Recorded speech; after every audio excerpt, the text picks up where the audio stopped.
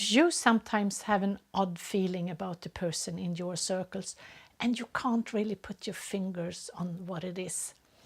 They are not in line with you, and in a way you sense them as toxic. They are stealing your energy. They just don't they don't give you anything back. They just steal from you. You know what? You are probably right, because this can be very stressful, and it's very common, and most people have these kind of relations somewhere in their relationships. Doesn't have to be many, but most people have some relations that are like this. They are toxic. And you know what? Maybe someone will think the same about you and you don't know it. But we are different personalities, and that's just the way it is, and doesn't mean that you are better than me, or I am better than you, or that they are better than anyone else. It's just that we are different, and that's the way it is. That's part of the biology, and we are on the communication map, and depending on where you are and depending on where the other people are, you are in line with each other or you are not in line with each other. And if you're not in line with each other, you're kind of talking different languages, and that is stressful, and it takes energy. It really does take energy. And when you are with people that you feel that they are taking your energy, you might even be you might behave like another person. It makes you do different things that you don't want to do. It makes you hide. It makes you avoid things. It makes you another you than the one that you want to be. And I know this is really tough, and it's very stressful, and it's not gaining you. And if you are like this, I have a tip that I use with my clients to help them think in a way that will benefit them about these people. And the tip is, first, you make a list of people you know, or rather you make lists. You divide them into like family, you have work, you have activities in your free time, maybe you have relatives or whatever. You have different gangs of people that you know and that you are meeting every now and then in one way or the other. And these people can be of two different categories when you look at them.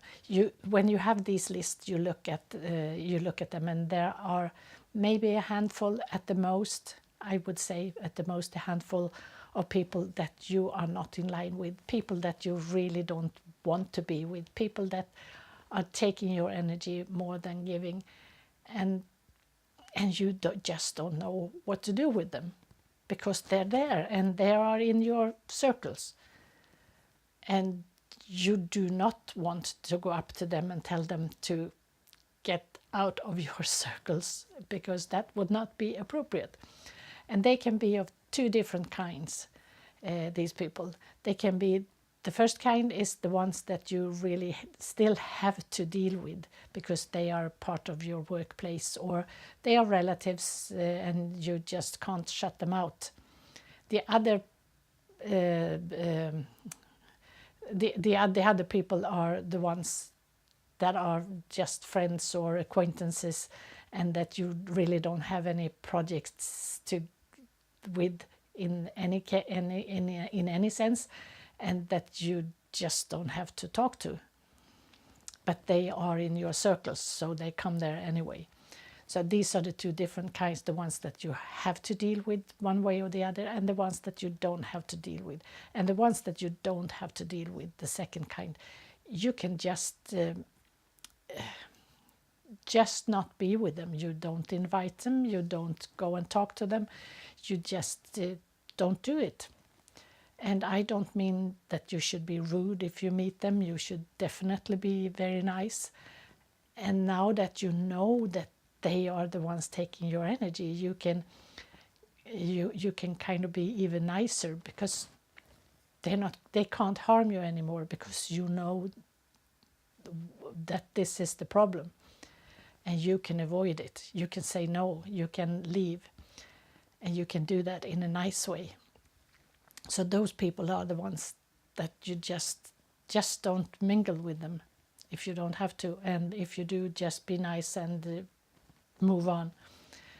The first kind that we talked about, the people that you do need to tackle one way or the other, you have to kind of discuss with yourself what the relationship is, how important it is, if it's at work, how much do you have to work? Is there anything you can do to change that? Or if you have to work with them, then just now you can set the rules for what you're going to say yes or no to. And since you now know this is what's happening, they are not going to take your energy anymore, because that's you taking what do you say, you take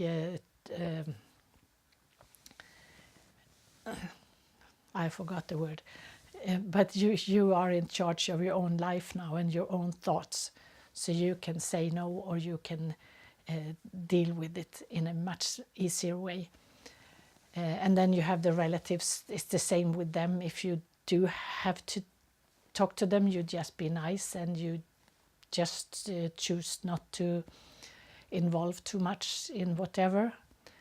And since you know, it's so much better for your health, because you are going to feel so much healthier and less stressed just by knowing who are the persons that had been taking your energy before, and how you can take control of that by this just simply taking them up to the surface and what is the problem, and see that okay, they are people, you just don't like them, and they probably don't like you, and you're just going to be nice and polite to each other for what you need to, and for the rest you're not going to be mingling at all.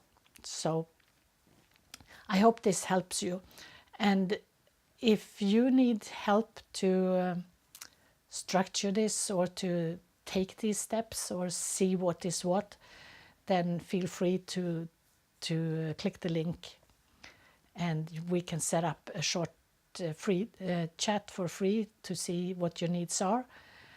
And if you have colleagues or friends that would need this kind of information, feel free to share the link to this video with them.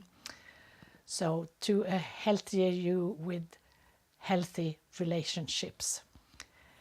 Good luck with your work. Bye from Dr. Annika.